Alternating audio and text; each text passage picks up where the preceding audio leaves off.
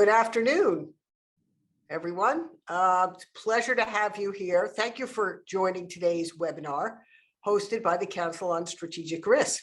My name is Sherry Goodman, and I'm chair of the board of CSR. And I'm so excited for today's event, and I'm grateful to our audience and for all our panelists and our keynote speaker for joining as we discuss the evolution of biological threats. For those of you who are new to the Council on Strategic Risk, we are a nonpartisan, nonprofit security policy institute devoted to anticipating, analyzing, and addressing core systemic risks to security in the 21st century. We created CSR to help better understand the greatest global risks of the 21st century to drive progress in addressing them. In particular, CSR's work includes innovative approaches to understanding how risks intersect and exacerbate one another, from nuclear and biological risks to the climate crisis, to the ways in which emerging technologies affect all of these trends. The global security environment is undergoing profound stresses that we can only address effectively if we view them in an integrated fashion, as they are converging risks. Today's events will focus on understanding how biological threats are evolving. This includes drivers that influence natural, accidental, and deliberate risks, all three types of risks. The landscape regarding deliberate biological threats will be a particular focus of today's conversation, though we are likely to hit all three interconnected issues. States and even some non-state actors now wield the ability to manipulate pathogens in ways that scientists only dreamed of in the Cold War. There are many drivers at hand, some of which CSR will explore today, including a changing geopolitical landscape and an open, competitive bioeconomy. One issue that we don't yet fully understand is how COVID-19 will influence this landscape. Most importantly, COVID-19 has made biological threats a starkly personal, lived experience for everyone in the world, with millions of lives lost and hundreds of millions affected. Even if it is not yet fully clear how, we can be sure that the ripple effects of this pandemic will extend beyond the devastating human toll and economic hardship it is still creating. This includes affecting national security calculations and the strategic environment in countless ways.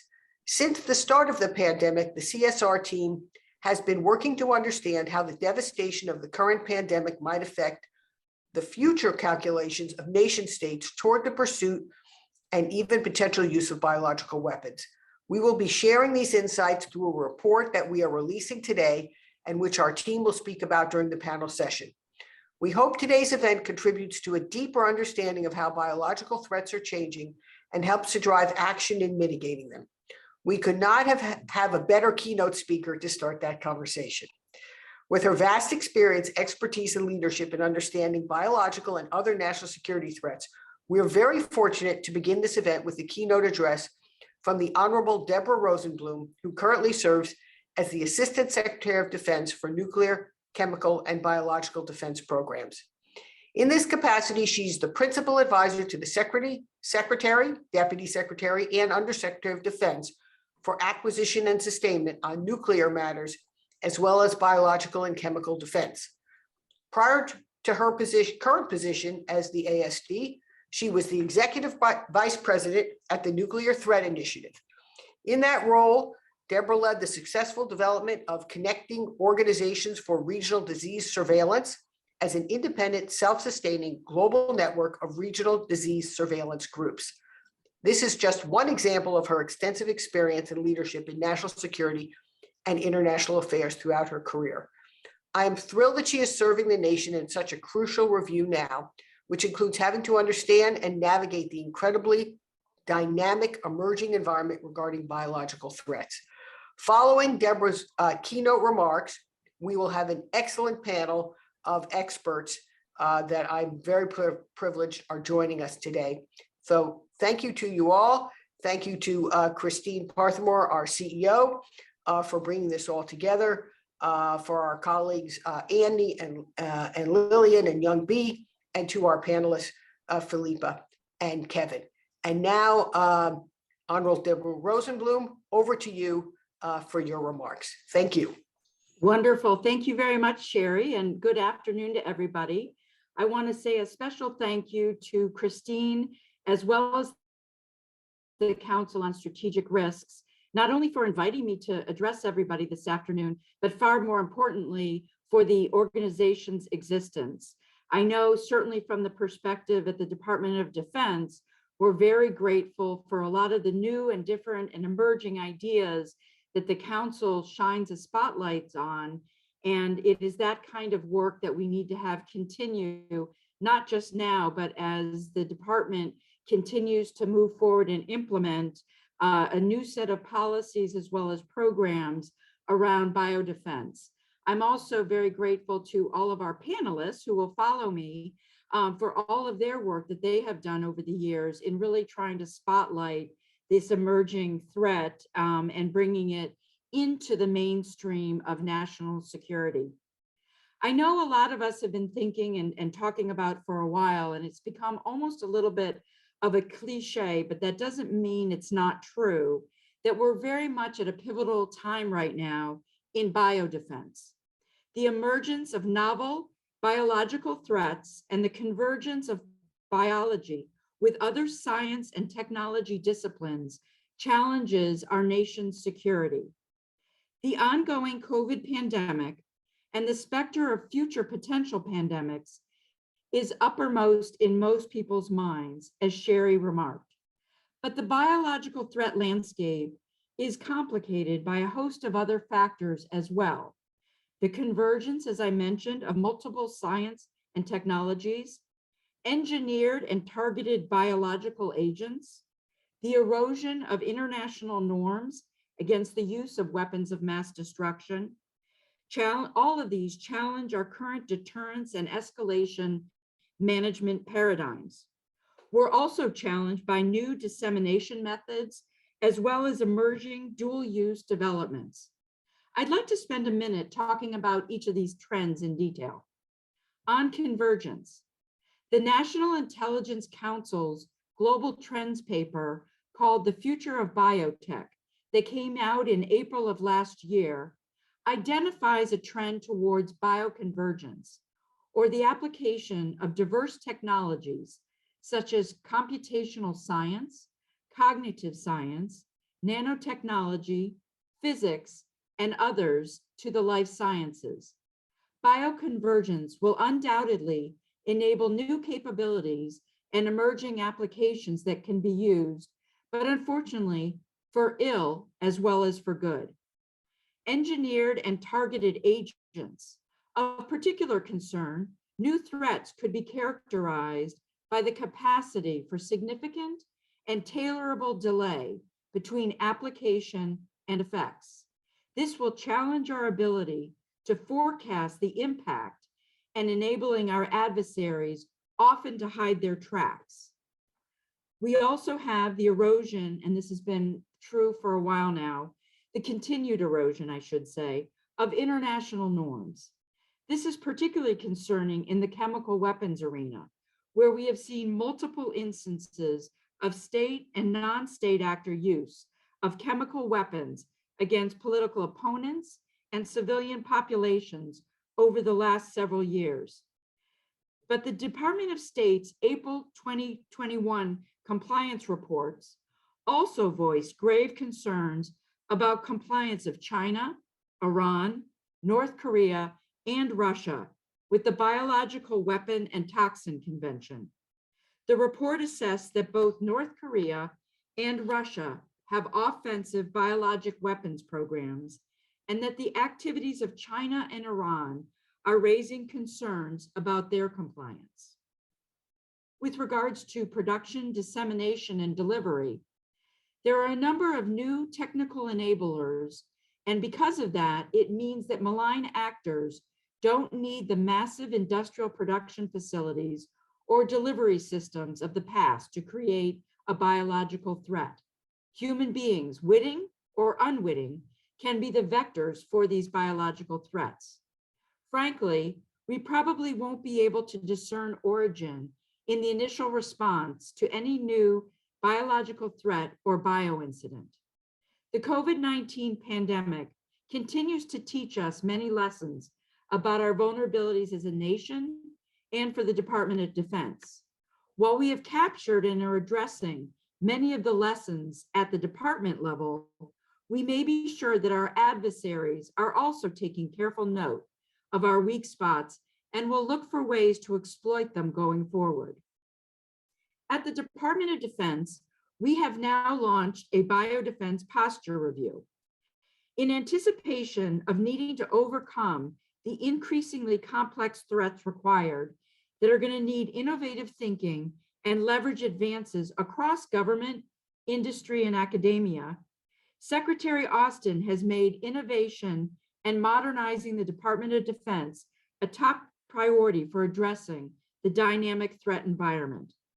Although we don't know for sure today what tomorrow's threats will look like, with our understanding of the rapid changes in science and technology globally, we've gleaned some important insights to help us better address today's threats, as well as anticipating new ones. The Department of Defense's Biodefense Review currently presents a unique opportunity to assess DoD's posture to be ready for and prepare for the full spectrum of biological threats, whether naturally occurring, accidental, or from a deliberate attack. I am very pleased to be co-chairing the first of its kind review with my policy counterpart, the Assistant Secretary of Defense for Homeland Defense and Global Security. The Secretary of Defense directed in November that the department undertake this review to achieve his vision to posture the department to address future biological threats.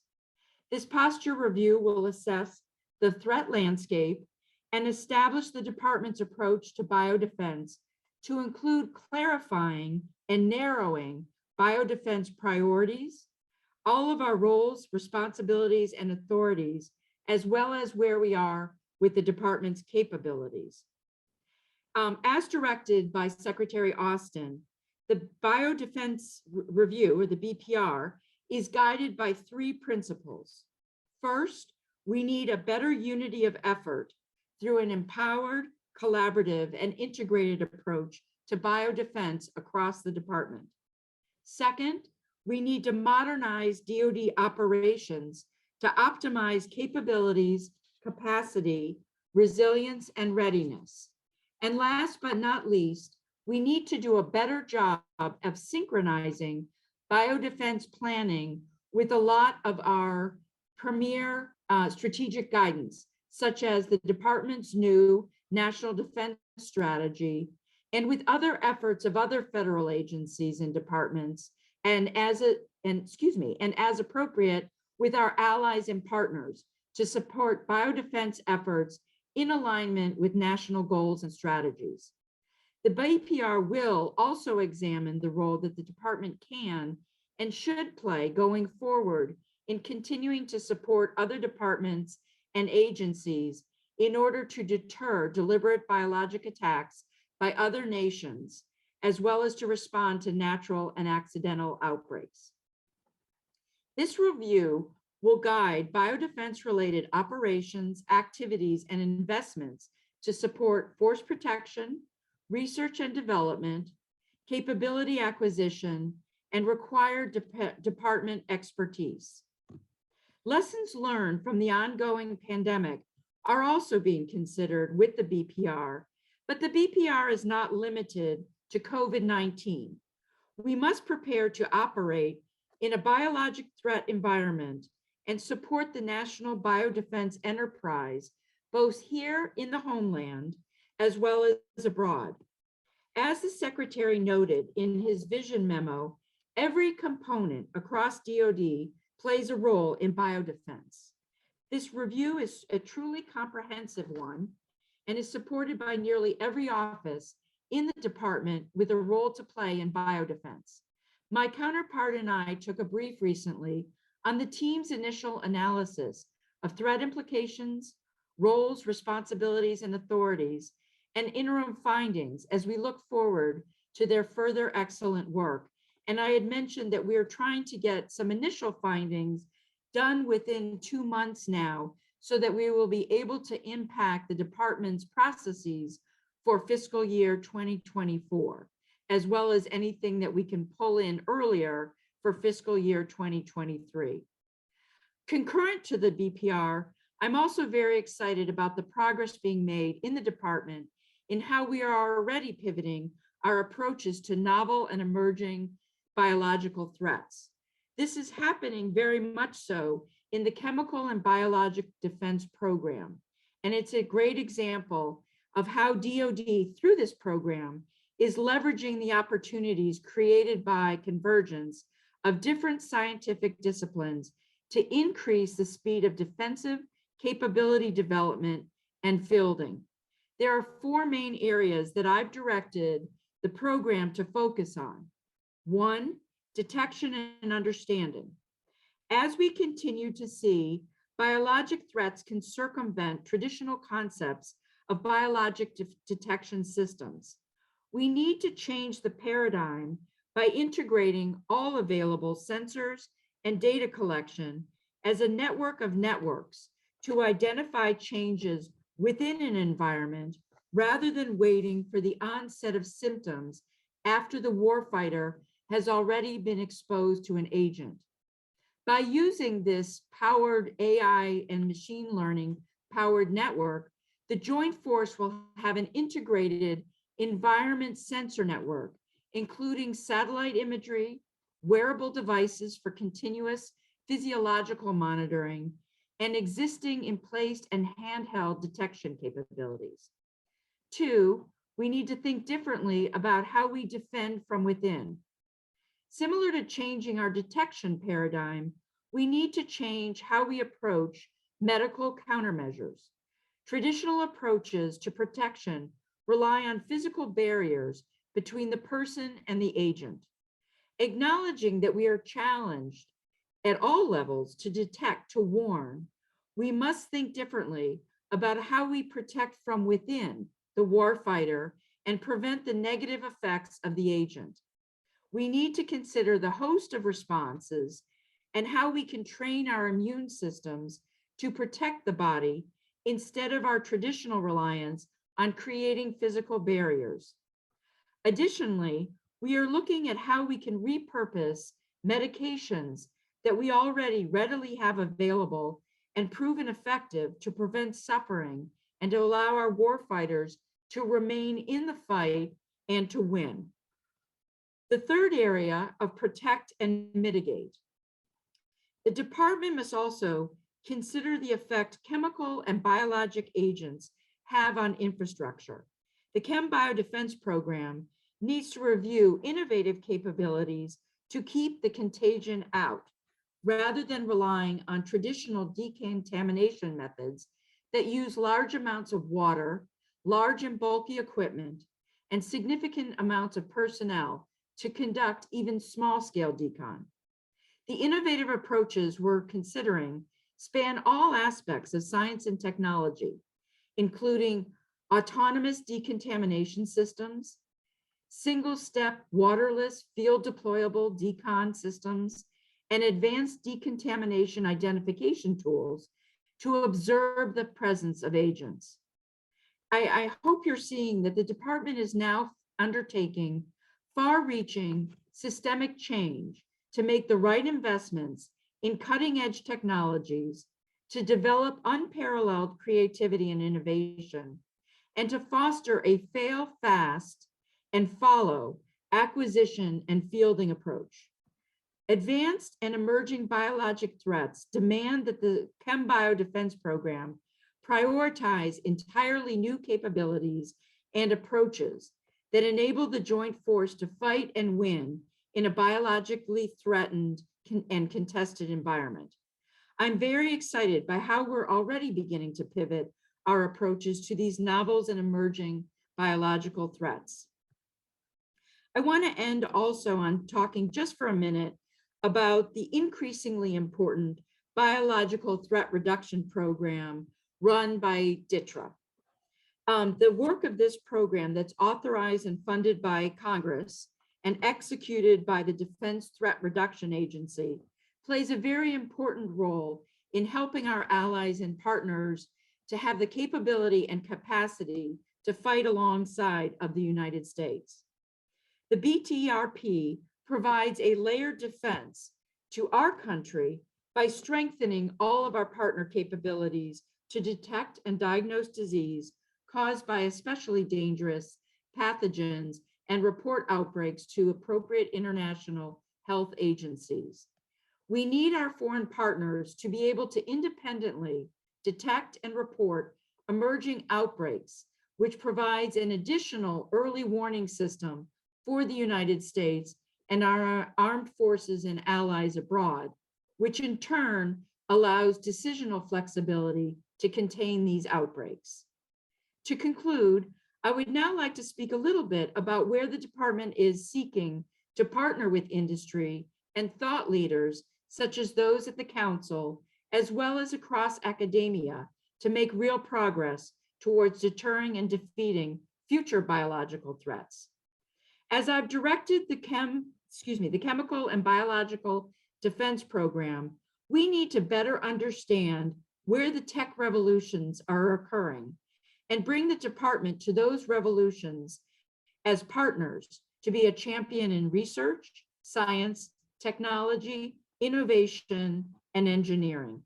The department cannot rely on today's technology to ensure military advantage in the future. We will bring the concepts of rapid innovation and rapid experimentation into the ChemBio defense program to help the department create the competitive edge against our adversaries. Even more than that, the department must also become a commercial partner with industry to fund ideas rather than waiting for well-funded large-scale organizations to put a bow on the products before they bring them to us. We need to better understand where industry is taking technology and what threats they're worrying about, and what threats might be added to the table based on the rapid evolution of biotechnology so we can stay ahead of the threat. In addition to S&T work, the department also wants to partner with industry and academia to maintain a forward-leaning, innovative science and technology workforce. I want to also close in saying thank you again to CSR for your continued advocacy for more resources in this space and the confidence that you share in DoD's contribution to the national biological defense. And thanks again for inviting me to be part of this esteemed group. Thank you.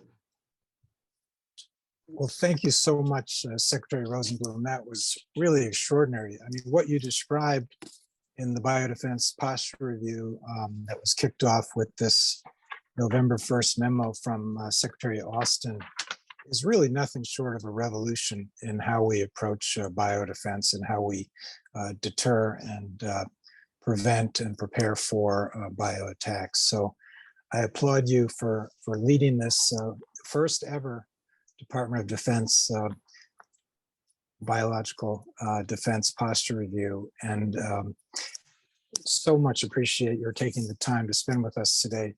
Well, you know, Andy, that you were really the path blazer in your leadership when you were at the department in, consistently and constantly reminding everyone about the bio threats in a world where it was more convenient to ignore them and to believe that they really wouldn't occur. And while I would love to say that things have improved, they have improved, but we still have an uphill battle in terms of bringing the relevancy of this and the proximity of it to our combatant commanders to better understand what the requirements are that they need, and for this to become mainstreamed through training and exercising and the way in which the department kind of thinks about what it will face, not only abroad, but also potentially here, and frighteningly so, in the homeland. And so,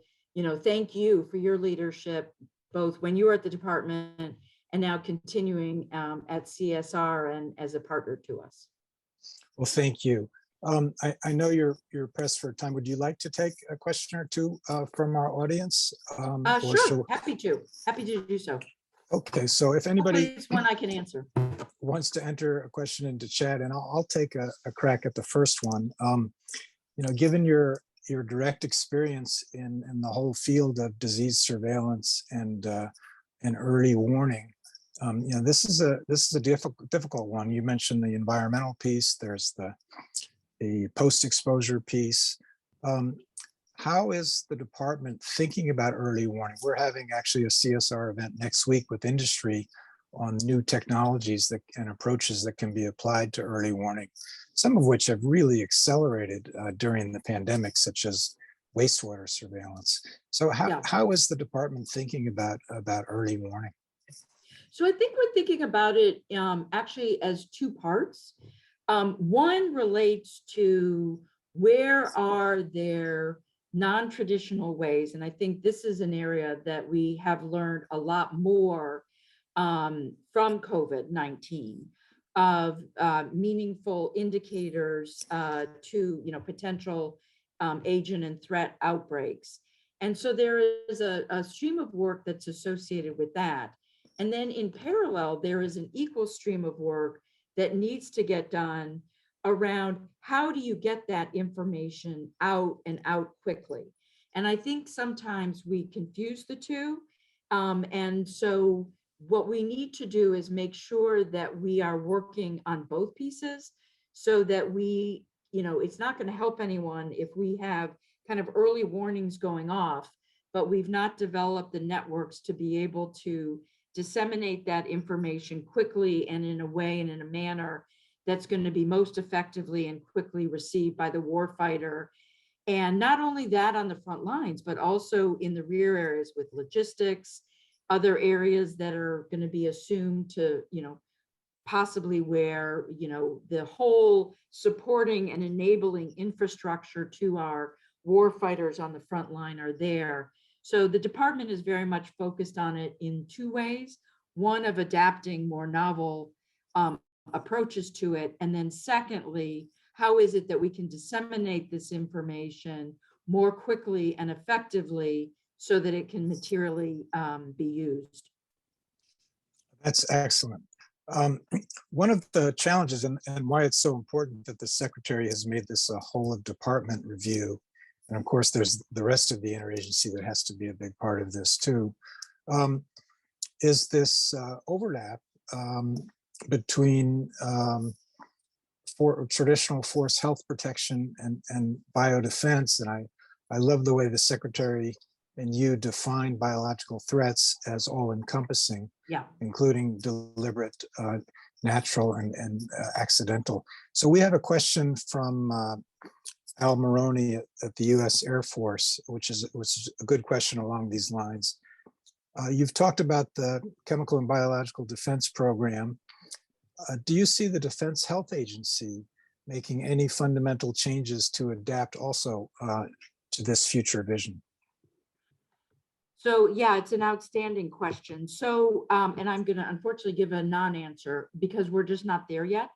So, meaning that what we need to be doing is looking at as part of the bioposture review, but then also, frankly, what I would see as some of the follow-on looks and reviews that are going to be done on issues that can't immediately be addressed in a quick bioposture review that we're doing in order to affect the department processes.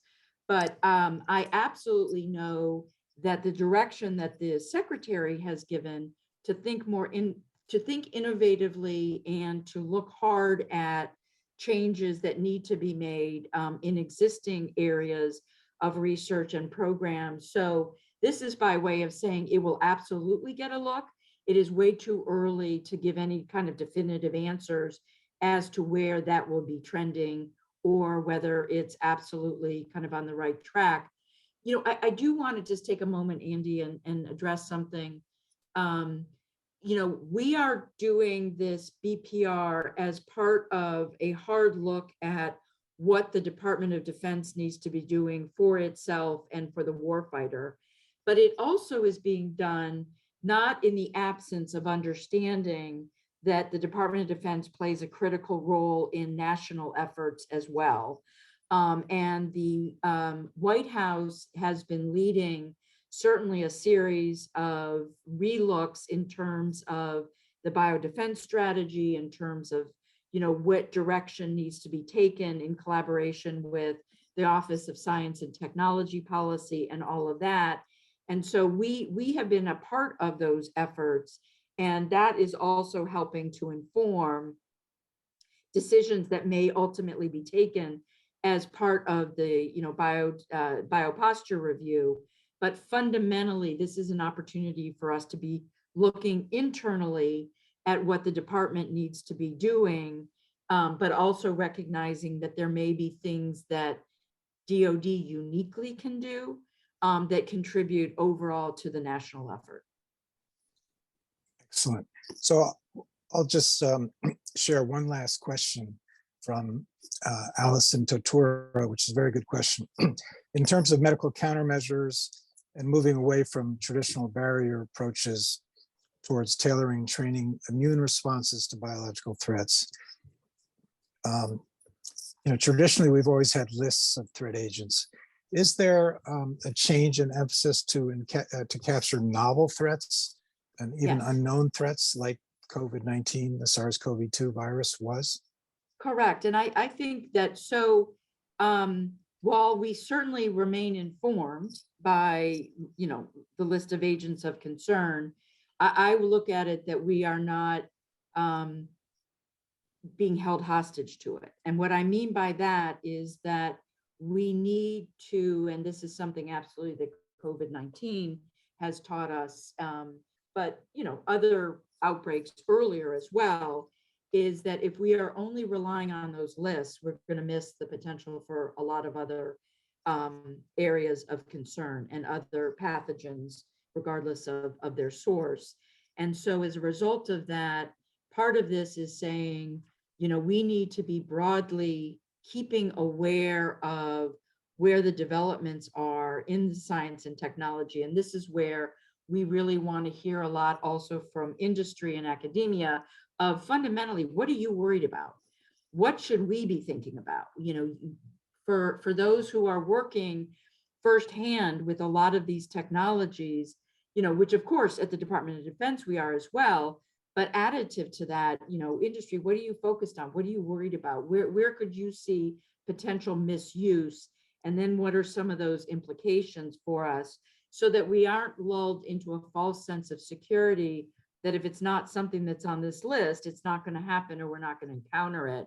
And so we don't need to worry about it. And so, that is something that I think is a big change and pivot that the department, and not uniquely just the department, I know other parts of the US government certainly believe so as well, HHS and others, that we just need to take a much broader look at what is possible and what we should think about, almost in a tech watch kind of way. Well, we certainly at CSR, we applaud that approach. So I want to thank you again for your time and for your leadership and for the whole NCB team. Great, thank you. I miss you guys. Great I love team. you guys. It really is fantastic. So we wish you great success with the review and all of your activities. So thank you so much for joining us. Yeah, thank you for inviting me. And I also wish I could stay to hear all the sage advice from the panelists, but unfortunately I won't be able to, but I'm sure you guys are recording this. And so I'd love to go back on your website and later over the weekend and really be able to hear what the panelists are saying. So thank you very much. And I look forward to hearing that, but just at a later time. Wonderful. Thank you so much. Take care. Bye-bye. Bye. Have a good weekend. Okay, so now we're going to turn to our panel, and I'm going to introduce all three of our panelists in advance before we hear from them. So first, and we have really incredible panelists today. I'd first like to introduce Filippa Lentzos, who is a senior lecturer and co-director of the Center for Science and Security at King's College London. Her research examines biological threats, health security, biorisk management, and biological arms control. Dr. Lentzos is an associate senior researcher at the Stockholm International Peace Research Institute, SIPRI, a non-resident scholar at the James Martin Center for Nonproliferation Studies, a columnist at the Bulletin of Atomic Scientists, an editor of the social science journal Biosocieties, and the NGO coordinator, the lead for the Biological Weapons Convention. She is co-chair of the new IEEE Industry Connections Program on driving responsible innovation of AI, life sciences, and next generation biotech. And she regularly consults for the United Nations Institute for Disarmament Research and the World Health Organization. Our second panelist today will be Dr. or Professor Kevin Esvelt, who leads the Sculpting Evolution group at the Massachusetts Institute of Technology Media Lab. Prior to joining the MIT Media Lab, Dr. Esvelt invented phage-assisted continuous evolution, a synthetic microbial ecosystem for rapidly evolving biomolecules in the laboratory of Dr. David R. Liu at Harvard University. At the Wyss Institute, he worked with George Church, one of our CSR Alliance to End Biological Threats co-founders, by the way, to develop the CRISPR system for genome engineering and regulation, and he explored the use of bacteriophages and conjugation to engineer microbial ecosystems. Finally, Chief Executive Officer of the Council on Strategic Risks, Christine Parthemore. She's also director of CSR's Jan E. Nolan Center on Strategic Weapons and was a founding board member of CSR. Christine has deep experience addressing issues ranging from the security implications of climate change to countering weapons of mass destruction, including in the US Department of Defense, security think tanks, and academia. Her current work covers issues in countering weapons of mass destruction, arms control and disarmament, innovation and technology trends in national security, and the security implications of climate change. So thank you very much to the panelists. That was a wonderful start from Secretary Rosenblum. And Filippa, I'm going to turn to you to kick it off with your remarks, please. Well, greetings from across the Atlantic. Thank you so much for this invitation to speak. It's a real pleasure for me to be here. And thanks for that rather extensive introduction, Andy. It's really wonderful to reconnect with you again and with your team at the Council. So I was asked to speak for a few minutes about the geopolitical context and some of the drivers of biological threats. And when we're thinking about the geopolitical context, you don't need me to tell you that we've got a pretty sorry state of affairs right now. We are on the brink of war in the Ukraine. The situation in Hong Kong and in the South China Sea is extremely volatile. We've got increased worldwide militarization, with global military spending at an all-time high since the fall of the Berlin Wall. This is creating distrust and exacerbating tensions between states. We're also seeing a greater willingness to breach treaties and violating norms, often in unconventional ways, as Assistant Secretary Rosenblum already highlighted. And just to name a few names here, there's Guta, there's Skripal, there's Navalny, there's all kinds of stuff going on in this unconventional space. So the world order we've known for decades is being significantly challenged, and rising powers have different views on things like the use of force, on the rules-based international system, on human rights, and on justice. In addition, significant non-state actors from the private sector that Assistant Secretary Rosenblum spoke so much about, to foundations, to super empowered individuals, are wielding a growing influence over world politics and decision-making processes, and they have unprecedented technological opportunities to carry out attacks and disrupt societies where they so incline. And of course, it won't have escaped anyone's attention that we're in the middle of a pandemic, and experiences of COVID-19 and of other recent disease outbreaks like Ebola, like H1N1, like swine flu, and so on, might encourage a focus on the disruptive potential of deliberate outbreaks. Again, should that be your persuasion? So that's sort of the general backdrop. I'd like to point out 3 geopolitical drivers that I think are particularly important in the biological field. So first, we're seeing renewed allegations and counter allegations of non-compliant biological activities.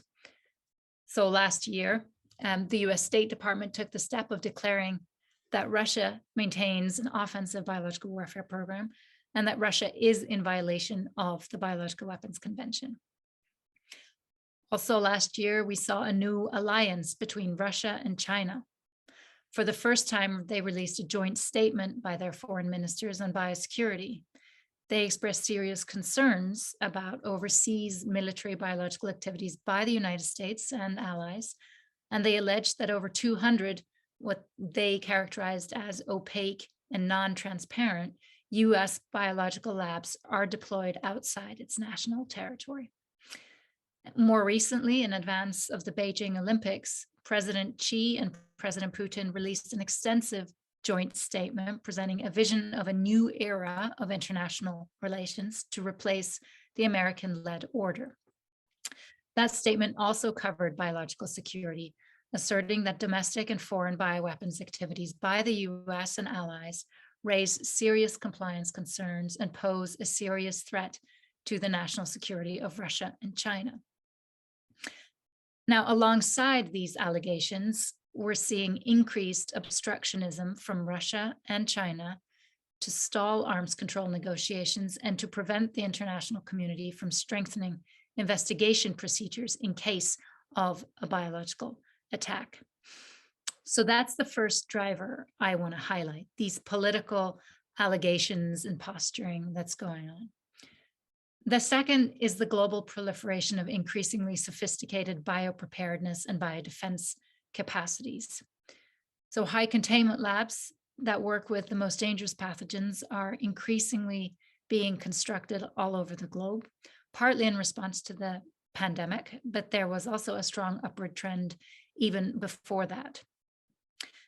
There are now more people and more research projects than ever before working with and manipulating dangerous pathogens.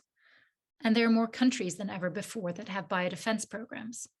Around 30 programs are declared under the BWC, but not everyone declares.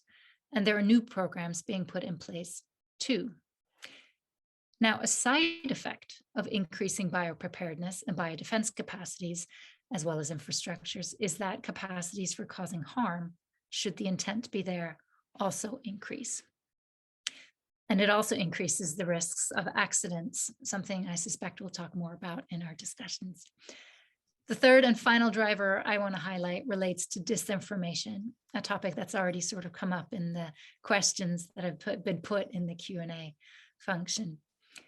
Battles of influence will escalate in future. And as the lines between reality and deception become blurred, the potential for large-scale mobilization of people and resources around false narratives in a pandemic and in other crises creates significant global risks. So the active disinformation campaigns around COVID-19, for example, that combined with misinformation spread by social media, likely influence the course and severity of the pandemic by amplifying mistrust of official reporting and the rejection of scientific evidence by parts of the general public. This has had real health consequences, including people not seeking treatment or seeking the wrong treatment. It's also included violence against healthcare personnel and government response facilities, as well as exacerbation of existing political movements like those opposed to government, foreigners, or immigrants. There are those who would argue that this consequential nature of disinformation campaigns, the fact that they actually do have negative health outcomes, means they should be considered as a form of biological threat. So through disinformation, states can now produce the consequences of biological terrorism warfare without deploying a traditional biological agent. Whether or not you agree with that characterization, what does seem apparent is that competition about who wins the data, the trust, the hearts and the minds of societies will form an increasingly prominent element of conflict and war, also on the biological front. So to sum up, the biological threat spectrum is complex and it is evolving. From my perspective, high-level political allegations about non-compliant activities, increased biopreparedness and biodefense capacities and infrastructures, and biological disinformation campaigns are currently key in shaping how we view these threats and how we should respond to them. So I'll leave it there and hand over to you for now. Andy, thanks very much. That was fantastic. Thank you so much, Filippa. Really, really good points. Let's turn to Professor Esvelt. I just want to mention, I think it was last week, Kevin, that you invited me to speak to your class on global catastrophic risks up at MIT, together with your partner, Michael Spector. And it's so exciting to see the new generation of leaders in this field. So Kevin, over to you. So there is a lot greater interest now in this particular class of threat, and particularly among the younger generation, but not completely. I noticed there's some folks who have been in this space for quite a while, and it's gratifying to sort of see that folks are now beginning to pay attention. And for good reason, because technologically, I mean, biotech has been undergoing an absolute renaissance. The cost of sequencing has fallen roughly 1 million-fold in the last 20-ish years. The cost of DNA synthesis has fallen about 1,000-fold. And now we have access to tools such as CRISPR for editing genomes in ways that we could scarcely have imagined. In fact, that we could not have imagined before. And these have not only transformed the threat landscape, but they've also transformed the potential biodefense landscape. And in fact, they've even expanded the strategic game board. So one of the things we realized that I have to take some responsibility for is that CRISPR could be used to engineer organisms to edit genes on their own, which can cause our engineered changes to spread through a population. So this is a CRISPR-based gene drive. And DoD has responded rapidly to this. DARPA launched the Safe Genes program, in part to address gene drive risks. Now, we're lucky in the sense that, on the one hand, it's a little bit intimidating to imagine offense and defense playing out within the genomes of the species that make up the surrounding environment, that could now be part of the strategic game board. Unfortunately, gene drive arguably favors defense, but those same tools are also applicable to technologies that might not. And obviously, COVID is very instructive here.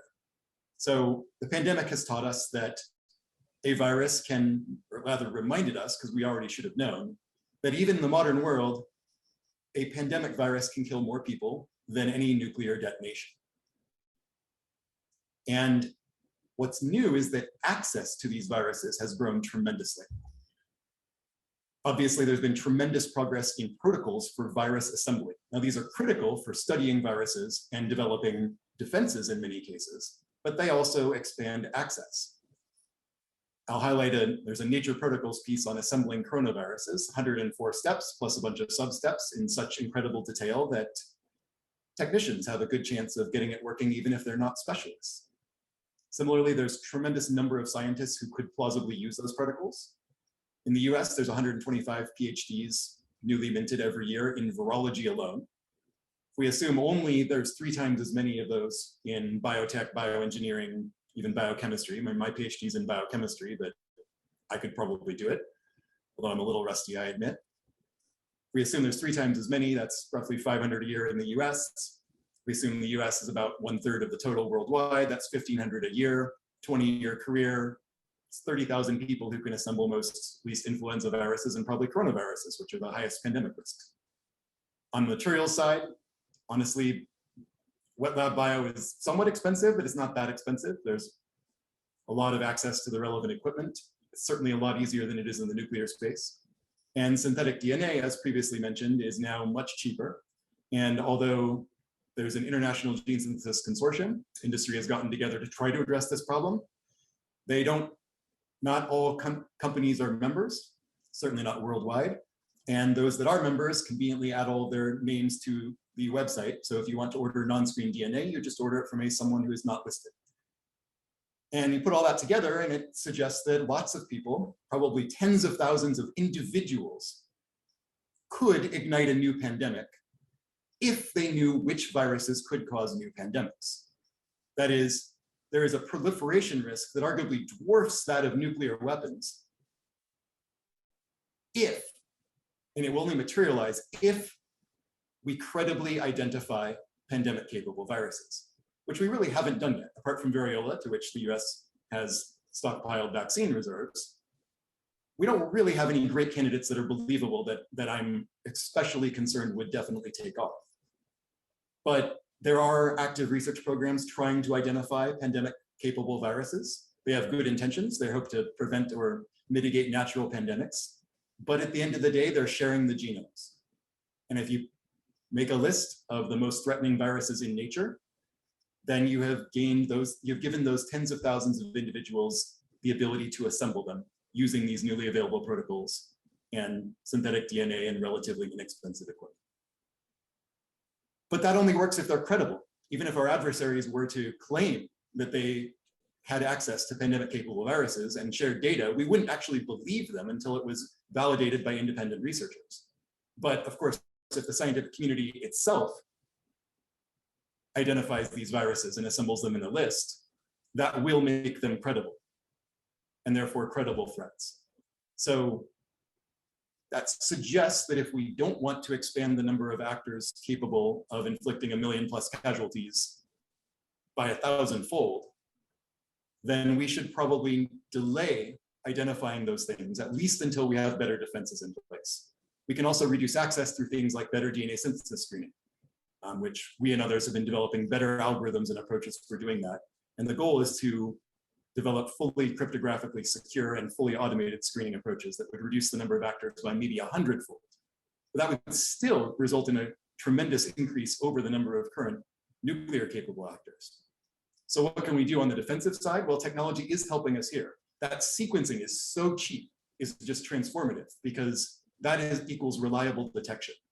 In particular, an adversary could arguably engineer an agent to evade whatever specific signatures we might look for if they learn what those are. If we try to amplify particular virus families by PCR, for example, or look for particular probes for targeted sequencing, they could learn what those are and evade it. And similarly, nature could always throw virus X at us that's very different. But untargeted metagenomic sequencing, just sequencing everything that's out there, allows us to look for the characteristic signature of all biothreats, which is exponential growth. So that could reliably tell us that a threat exists, no matter its origin, no matter how an adversary tries to hide it, because all biothreats are, at the end of the day, made of nucleic acids. What do we do on the defensive side? Here's where I'm going to be controversial. I'm going to say we should not assume that we can come up with a medical countermeasure to all threats. And even if you assume that we could, there's still the logistical challenge in place. So the White House has had some great plans for upgrading our defenses. mRNA vaccines are tremendously promising, of course. They can be designed in one day. And the plan is to upgrade our manufacturing and response time such that we can have widely available vaccines 100 days from the identification of a new pandemic-capable virus.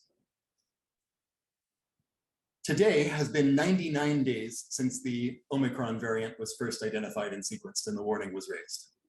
So tomorrow would be the day when we would have ideally vaccines available if we achieve that timeline. And depending on who you talk to, Omicron has in fact already infected somewhere between 20 and 50% of Americans, if not more. So that's just too slow. We need to do better than that. And At the end of the day, the traditional measures that prevent people from getting infected in the first place, those will work against anything that targets humans. And I'm not saying we don't need new innovation here, we absolutely do.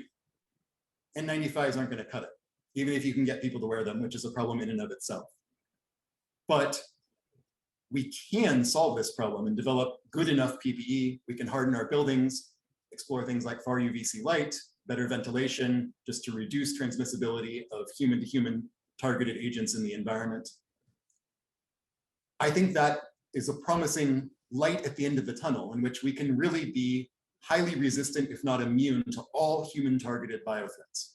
It's possible and we can achieve it with philanthropy, investigating early stage work, along with defense RFAs, but particularly it's going to require the defense folks to really lean in on this and invest in these kinds of protective equipment and countermeasures, as well as the early warning system. But if we do it, we can get out of this. That doesn't mean we're out of the woods entirely. There's the entire environment side, which is unfortunately not limited to gene drive. We should assume that there will be other things that come out of left field, just like gene drive was apparently unimagined that we could have individual scientists engineer things in the lab, let them go and change a whole species. That was just never imagined pre-CRISPR. And now it looks like for many species, we can do that. There's going to be more things like that, but those are in the future. And we have enough to deal with on our plate now. If we handle the pandemics, I think we'll be in good shape moving forwards. Thanks. Well, thank you. It's very sobering, but a little bit hopeful, especially at the end. Thank you. Christine, over to you. Great, thank you all. And thanks to my fellow panelists for your insights. I agree with everything you both said and share your concerns as well as some of your optimism, Kevin, that you shared in terms of what can be done, especially as a former defense folk myself in that arena. I'm going to speak briefly about an analysis that the Council on Strategic Risks has been conducting for about 1.5 years, but just released yesterday. From the beginning of the pandemic, we've been asking how its effects might matter, especially considered alongside some of the different trends and issues that you both have cited and that ASD Rosenblum had shared as well. Obviously, there's countless ways that COVID-19 has affected the world deeply. Number one being the incredible human toll, the lives lost, those infected, frontline workers who've struggled to take care of people, and the human toll is sort of always forefront in our mind. But additionally, many first-order national security effects have been clear already. COVID-19 has affected confidence in national governments and international institutions. It's driven suspicions and accusations among nations that were already navigating significant tensions, as Filippa characterized. For many nations, it's affected military operations directly. In the case of the United States, COVID-19 has inflicted the commander-in-chief and top defense leaders, sidelined naval vessels, complicated logistics of the move out of Afghanistan, and other direct immediate problems. But the longer-term effects of COVID-19 could still turn in different directions.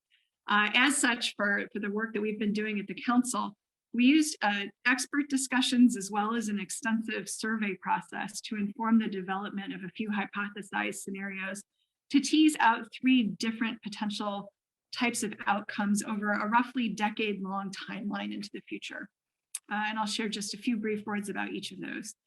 First scenario is a worst case direction, a world in which preparedness for future biological threats lags, international cooperation further unravels, and biological weapons are increasingly viewed by multiple nations as a useful part of their strategic arsenals.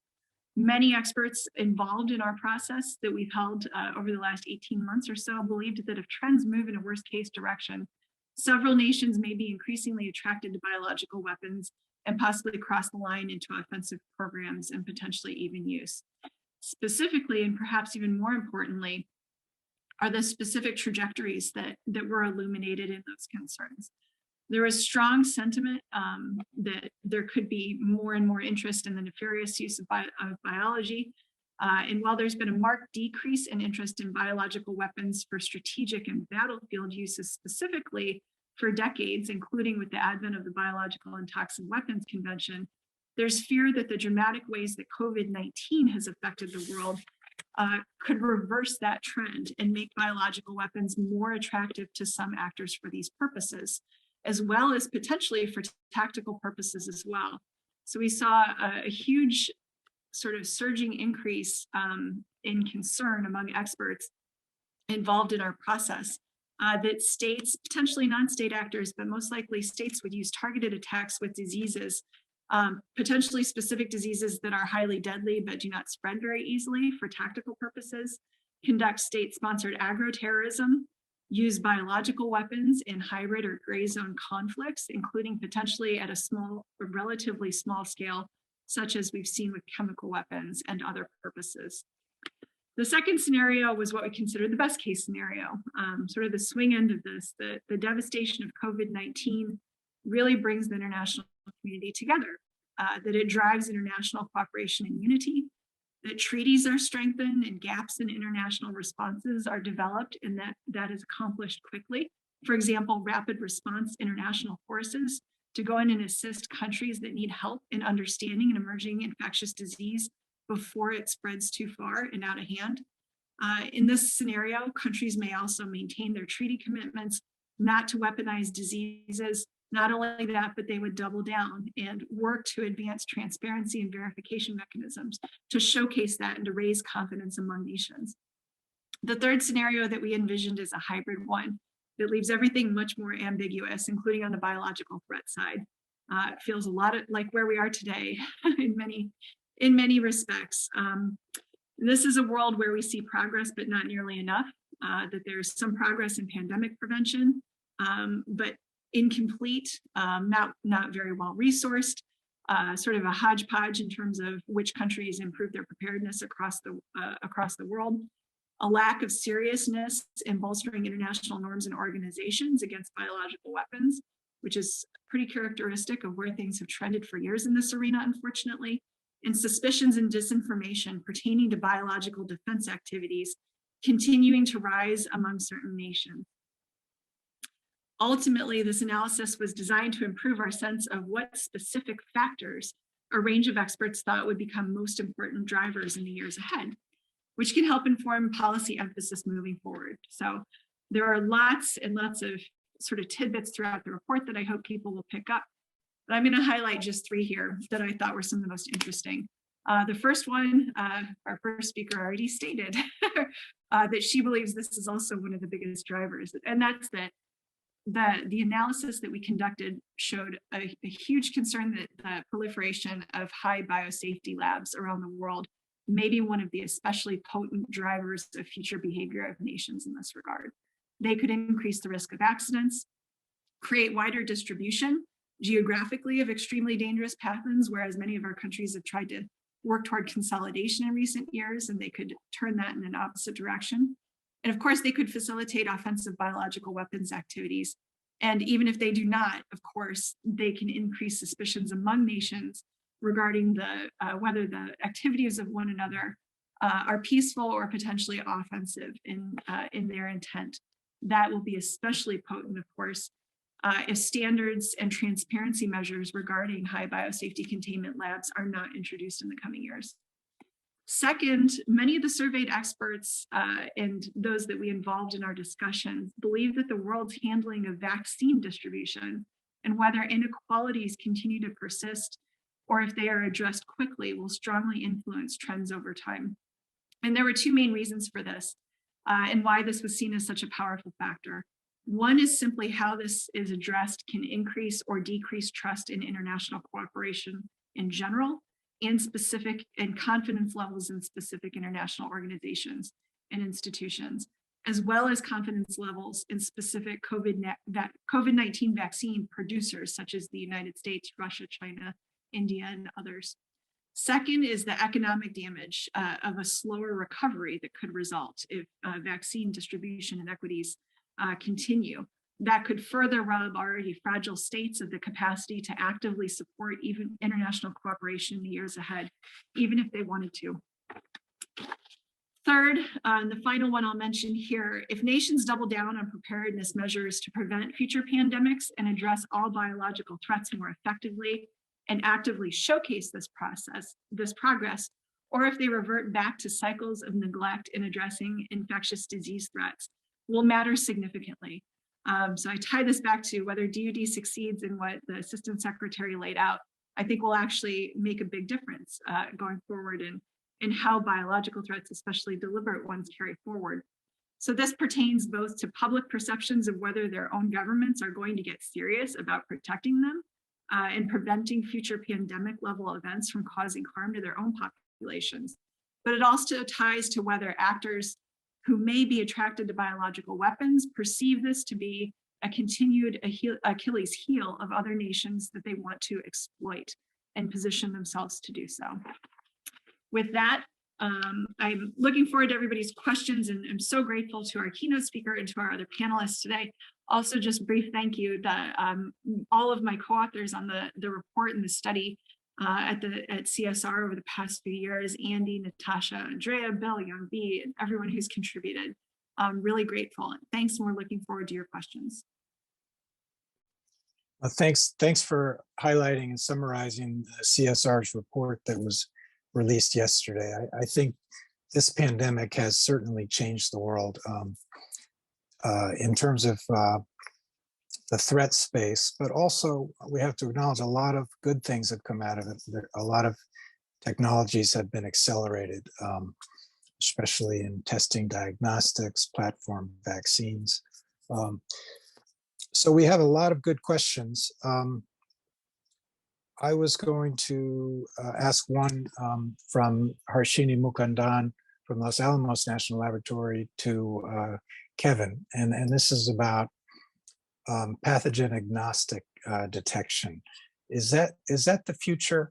I mean, traditionally we've looked for specific pathogens, but technologies are now enabling this pathogen agnostic approach. I wonder if you could comment a little bit more about that based on your recent article on a nucleic acid observatory. Thanks, Andy. Yeah,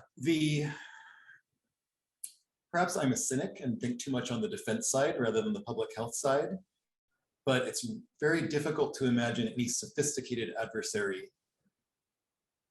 especially one who, as Secretary Rosenblum pointed out, might be looking to leverage attempted attacks that are not immediately obvious, that could exploit some of our divisions and lack of trust.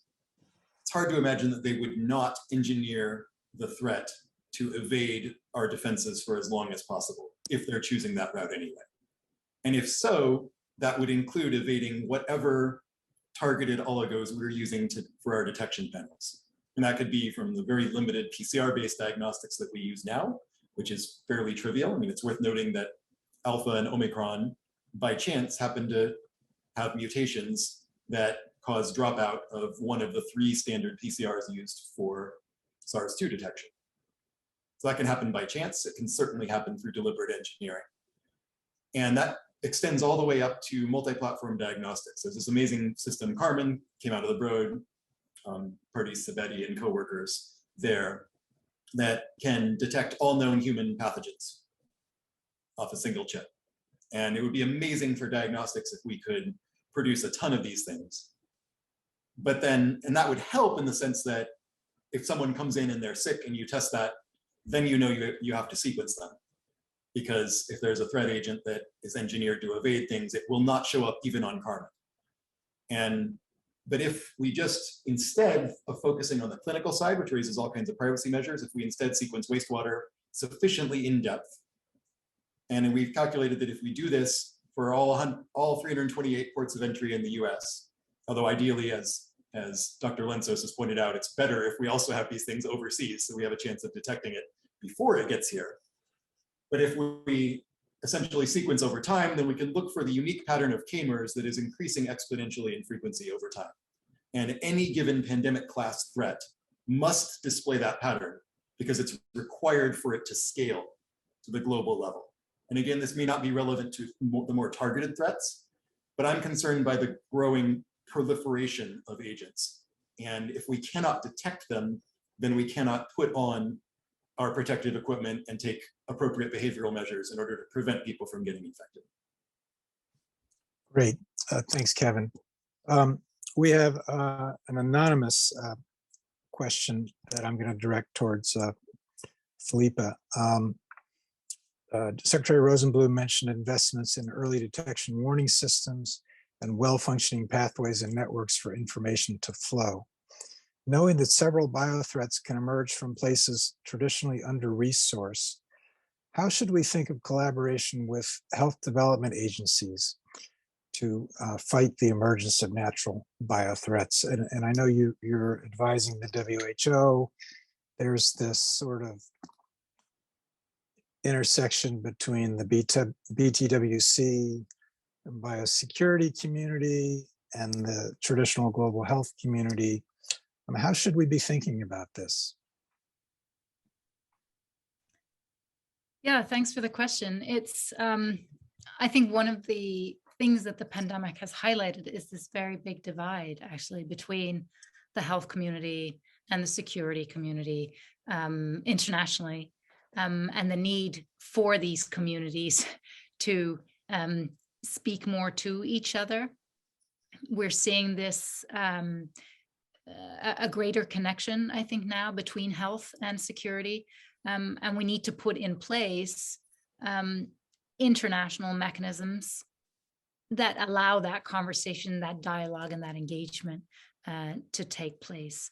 I wanted to pick up on something that you highlighted, Andy, which is, the fact that we can harness science and technology to our advantage too, because I think that those of us in the kind of that keep focusing on threats and in the security community, we do kind of tend to continue to paint this picture of doom and gloom, right?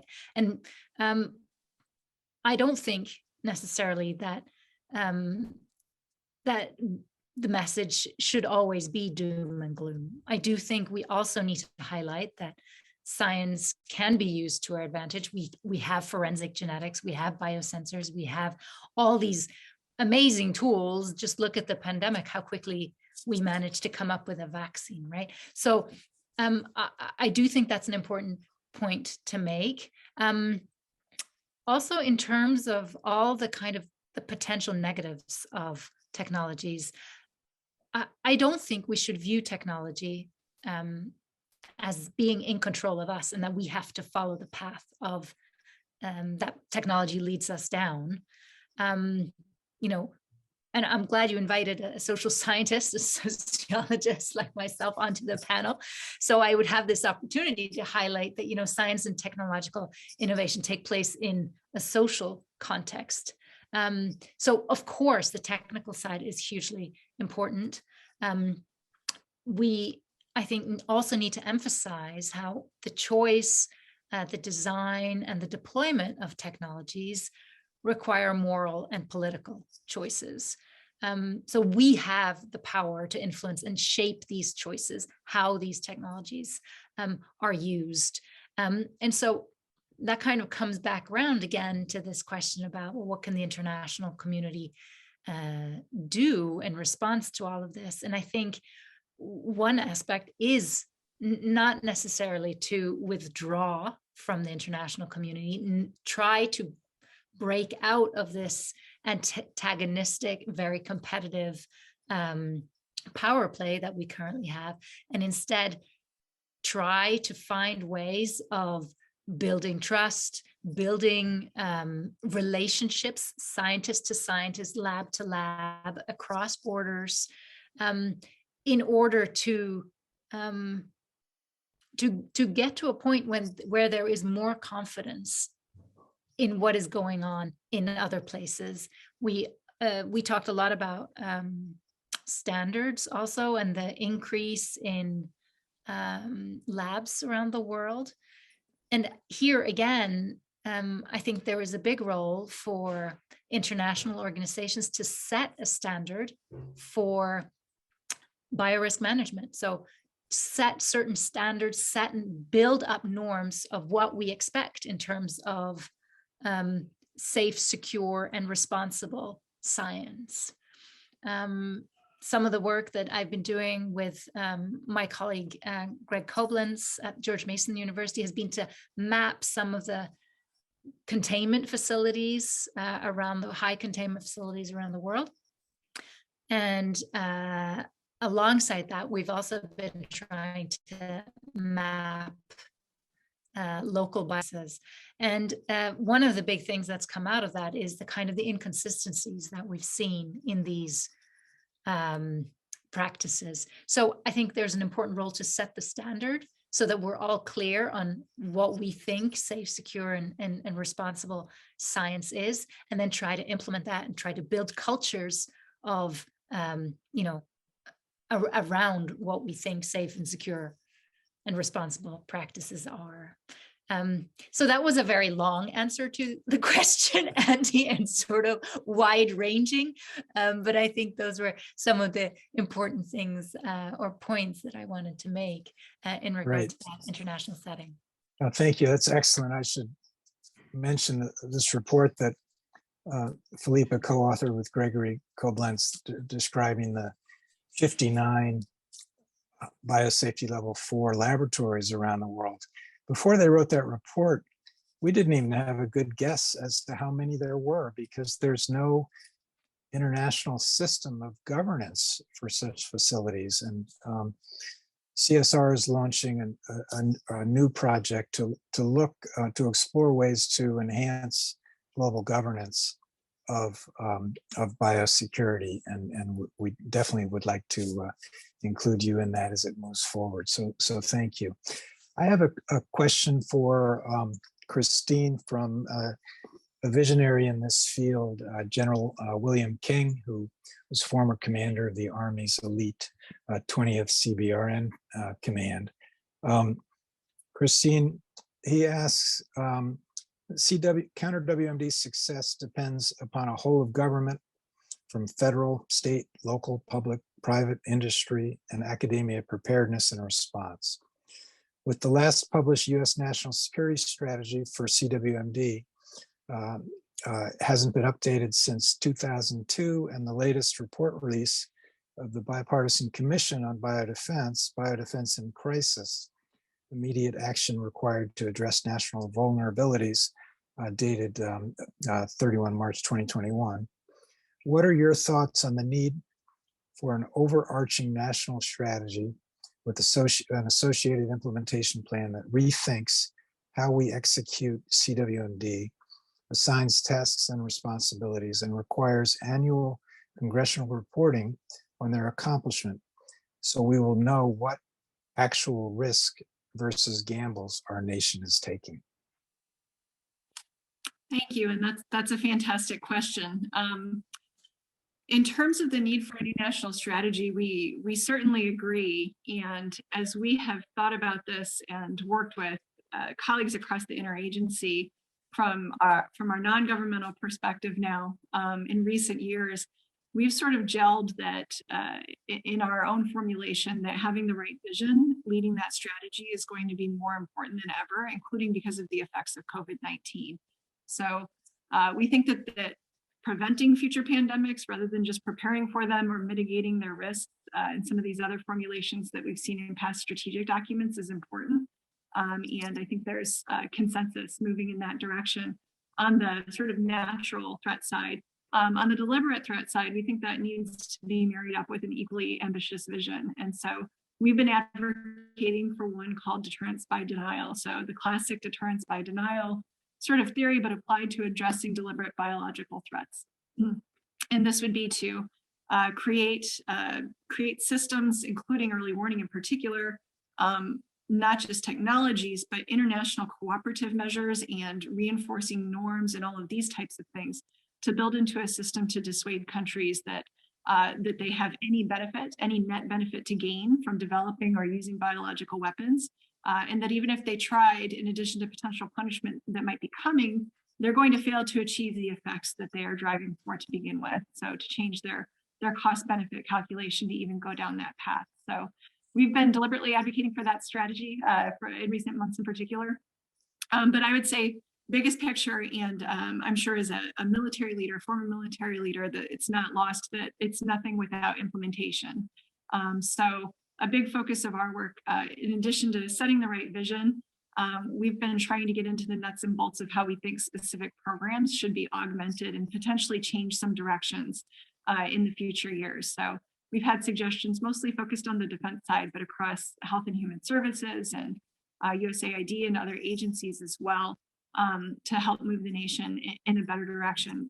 Big picture, as I think ASD Rosenblum hinted at, you've got to get more resources in general surging in this area. And, the COVID-19, we should have done that before, obviously. And I know the Bipartisan Commission has been robustly pushing for that.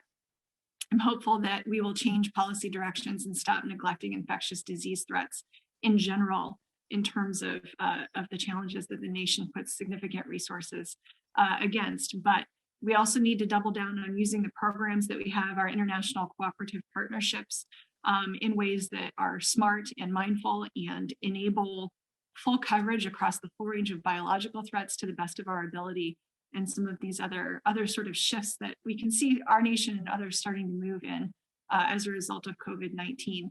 And of course, we have to reinforce that with all the disinformation that's out there.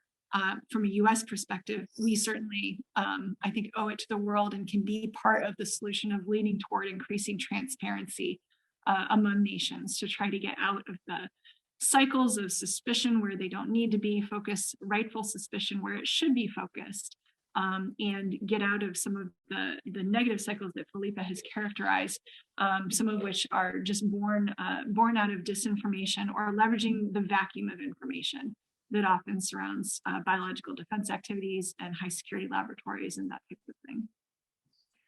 Thank you. And thanks to everybody for joining us today. The turnout was really extraordinary. And we have another event next week on early warning technologies. I saw there was a question in the chat about wastewater surveillance. We're going to have one of the nation's leaders in that field from industry on the panel next week. So you may want to tune in for that. In the interest of time, having been a former Department of Defense, I try to be punctual. I'd like to turn it over to the chairman of the board of the Council on Strategic Risks for some closing final thoughts. Honorable Sherry Goodman. Thank you very much, Andy. And thank you to this brilliant panel. Wow, I learned so much from Filippa and Kevin and Christine. And of course, Andy, you know so much and you're so good at moderating and moving the discussion along and addressing all the many really interesting questions in the chat. So thank you to all the participants for being part of this. I just really feel it makes me even more enthused about the mission of the Council on Strategic Risk, because we're right at the forefront, right at the nexus of what are the most critical strategic risks we face. And we also have the ability to bring together, the leading thinkers and innovators in this space.